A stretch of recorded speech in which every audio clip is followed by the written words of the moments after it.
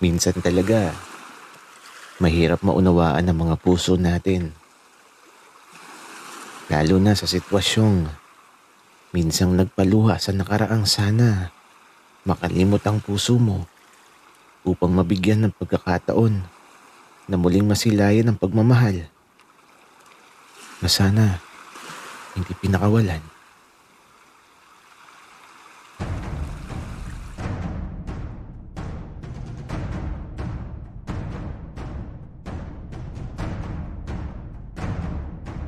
Kaibigan, huwag mong kalimutan mag-subscribe sa aming channel at huwag din kalimutan i-click ang notification bell at subscribe button. Subscribe na!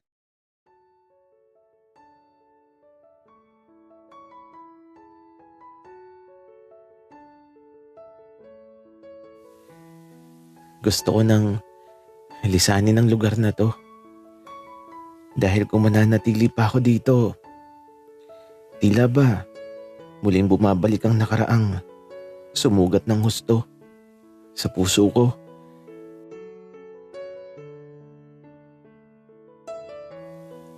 Benji, sigurado ka bang aalis na talaga tayo bukas? Sayang naman. Di man lang kayo nakapag-usap ng maayos ni Bal. Arturo, wala nang dahilan para mag-usap pa kami. Tapos na kasi ang lahat. At kahit kailan, hindi na pwedeng maibalik sa dati ang lahat. Sus naman. Ayaw mo lang kasing aminin, Benji, na mahal mo pa din. Ay no, bahala ka nga. Sayang naman. Bagay pa naman kayo. Arturo, alam mo, kung gusto mong magpaiwan dito, magpaiwan ka. Basta ako, uwi na ako bukas. Kasi pakiramdam ko talaga na mas magiging masaya ako kung nasa bahay lang ako. Bakit ba kasi pinilit mo pa ako na mamasyal dito? Ay sus, sabihin mo Benji, nag-iinarte ka lang. Kakalbuhin kita eh. Kasi yung buhok mo napakahaba na masyado. Nakakatisod na. Abot na hanggang dun sa plaza. Oh, mga bata. Bakit parang nag-aaway ata kayo? Lolo, hindi po. Sadyang ganito lang po talaga kaming mag-usap ni Arturo. Ganun ba? Siya, mag-iingat kayo sa biyahe bukas. At saka yung mga dadalahin nyo pa uwi, naihanda ko na. Lolo, huwag po kayong mag-alala. Dadalaw na lang po ako ng madalas. Pasensya na po talaga. Apo, okay lang yun. Ang mahalaga, maging panatag ang puso mo. At alam ko namang mas kailangan mo ang umuwi na muna. Kasi nahihirapan ka sa lugar na to. Kasi andito halos lahat ng alaala sa nakaraan mo. Lolo, huwag kang mag-alala.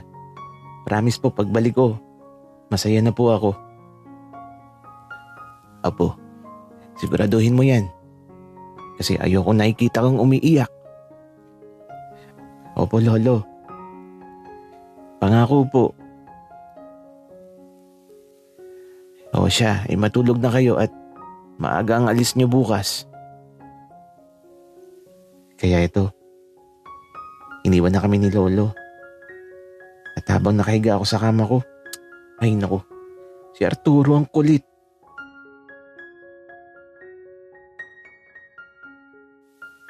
Benji, alam mo, napaka-arte mo.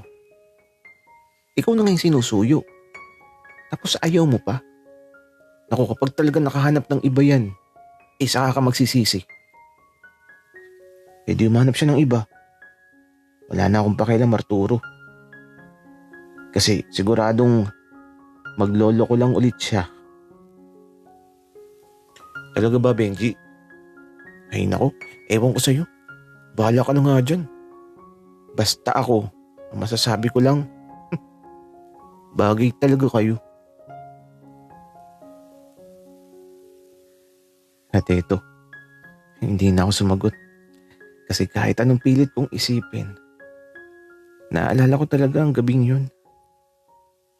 Ang gabing gumuho lahat ng mga pangarap ko. Ang gabing labis na sumugat sa puso ko. Ayoko na talaga. Tapos na ang lahat dahil nasira na sa nakaraan ang pangakong sinumpaan. Sa gabing to, pinikit ko na yung mga mata ko at sa paglipas ng buong magdamag, maaga pa lang hinagising na ako. 3 a.m. pa lang, gising na ako.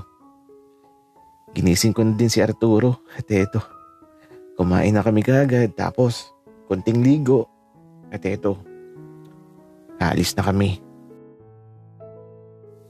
At sina lolo at lola, hinatid kami sa kanto kung saan kami maghihintay ng bus na diretsong Maynila. Siguradong napakahabang biyahe na naman ang maghaganap. At sa pagdaan ng isang bus, tuluyan na naming nilisan ni Arturo ang lugar kung saan labis na kalungkutan ang dulot sa nakaraan ko.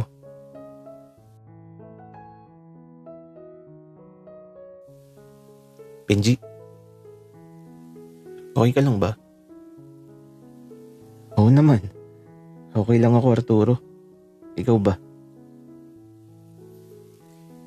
Benji, alam kong di ka okay. Ay naku, bakit ba tinatakasan mo ang nakaraan mo?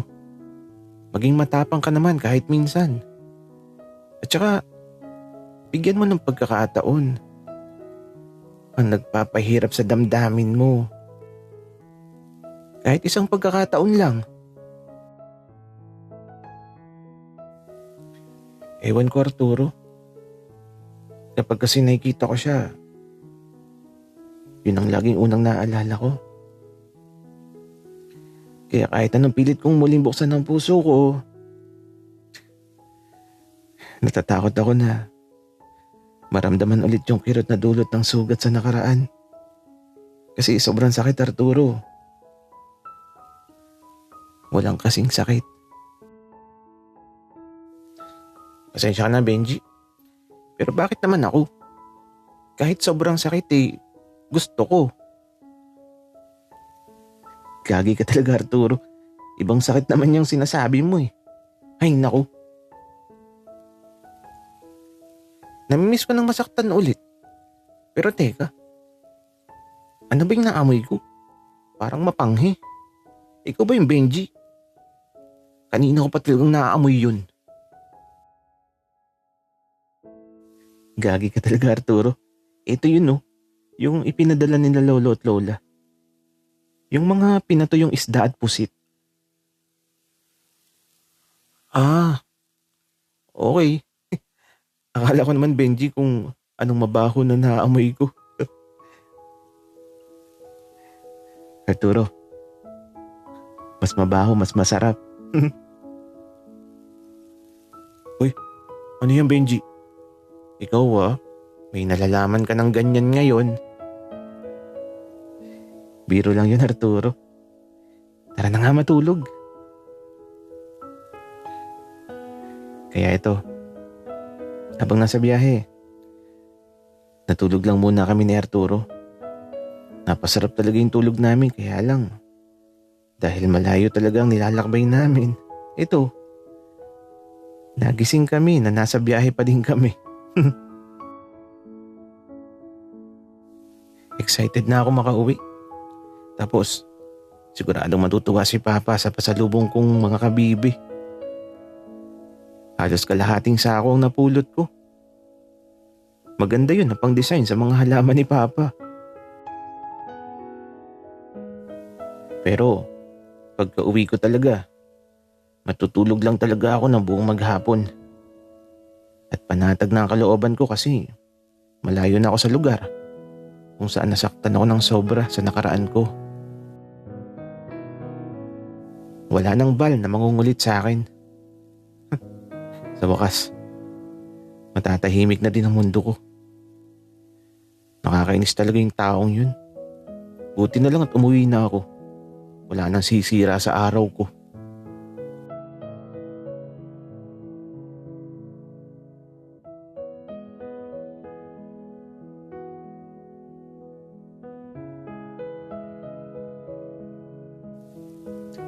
Kuya, saan kayo pupunta? Dadalawin lang namin yung isa naming kaibigan, Sir Bal. Gusto mo bang sumama? Hindi na, kuya. Dito na lang ako sa bahay. Magwawalis na lang ako sa bakuran nila tito. Bata, alis na kami. Kapag nagutom ka, may mga pagkain dyan. Sige po, tito. Salamat po. Kaya ito, mag-isa na lang ako ngayon. At ewan ko ba kung bakit tila ba napakasaya ng araw na to. Tila ba may magandang mangyayari.